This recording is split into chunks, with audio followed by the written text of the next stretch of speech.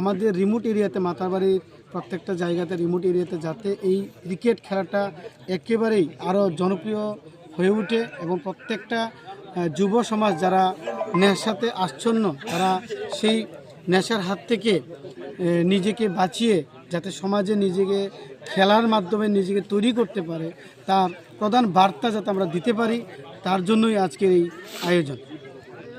রাজ্যগুলো আছে সেখান থেকেও অনেক প্লেয়াররা আমাদের ত্রিপুরা রাজ্য, আমাদের উদয়পুর, কাকরাবন বা আমাদের মাতাবাড়িতে এসে খেলাধুলা করছে। এটা কিন্তু একটা পজিটিভ দিক, পজিটিভ সাইন।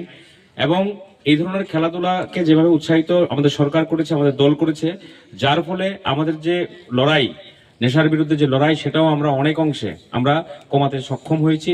আমাদের ছেলে মেয়েদের মাঠমুখী করার যে প্রয়াস, শুধুমাত্র ছেলেদের ক্রিকেট না, মেয়েরাও এগিয়ে যাচ্ছে। ফুটবল, আপনারা জানেন এই বিধানসভার চন্দ্রপুরে আমাদের মেয়েদের একটা ফুটবলের ভালো টিম আছে যারা প্রতিনিয়ত অংশগ্রহণ করছে। এবং আগরতলাতে ছেলে এবং মেয়ে ফুটবলে আমরা কিন্তু গোমতী জেলা আমরা জয়ী হয়েছি, রাজ্যভিত্তিক যে খেলা হয়েছে।